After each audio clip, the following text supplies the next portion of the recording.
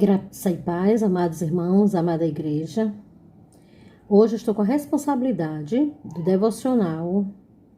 Meu nome é professora Fran Farias e sou membro da Segunda Igreja Batista em São Luís. Nós vamos ler o texto bíblico que encontra-se no livro de Atos, no capítulo 9, no verso 15. Mas o Senhor lhe disse: vai, porque este é para mim um instrumento escolhido para levar o meu nome perante os gentios e reis, bem como perante os filhos de Israel. Para compreendermos esse texto, a gente precisa ir ao seu contexto. Esse texto ele acontece exatamente, Dr. Lucas relata no capítulo 9, a conversão de Paulo, e quando Paulo é encaminhado para ficar em Damasco, na casa de um servo de Deus em Damasco, e quando Ananias é comissionado a ir até onde o grande perseguidor Saulo. Curioso a gente saber que no Novo Testamento são citados 3 vezes Ananias, 3 Ananias diferentes. A gente vai ter o marido de Safira, lá no capítulo 5 de Atos. A gente vai ter um sumo sacerdote, que está lá no capítulo 23 de Atos. E a gente vai ter esse Ananias, que é reconhecido como um cristão de Damasco. Ananias, ele aparece o seu nome 2 vezes, aqui lá no capítulo 22, quando Paulo está dando o seu testemunho sobre a sua conversão. Mas vamos ver o que esse texto bíblico pode nos ensinar.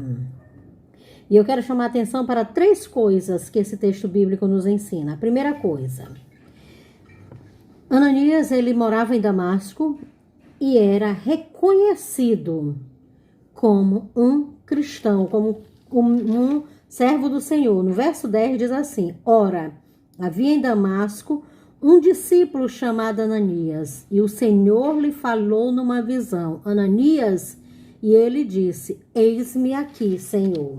Então essa é a primeira coisa. Ele era reconhecido como um cristão.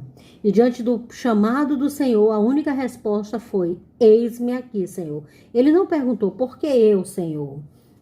A segunda coisa, que tem a ver com o seu testemunho como um homem escolhido e comissionado por Deus.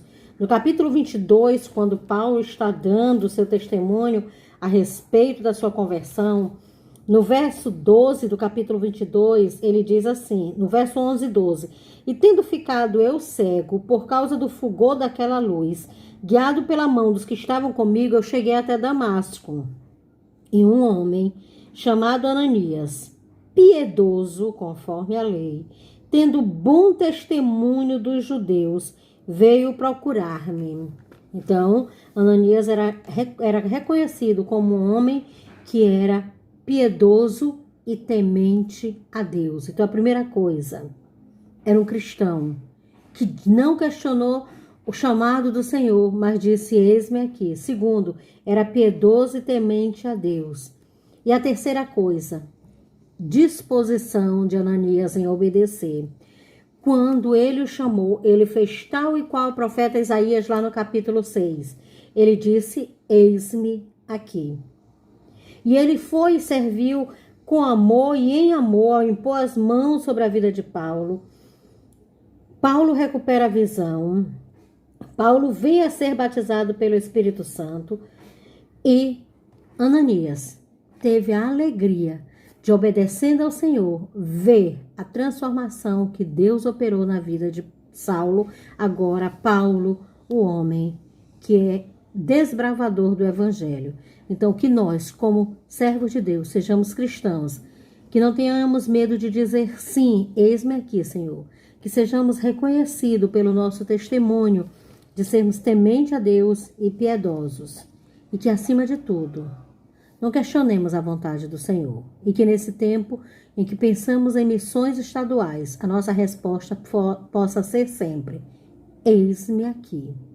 Envia-me a mim com as minhas ofertas, as minhas orações, com a minha vida, mas que a vontade de Deus seja soberana em nós. Amém?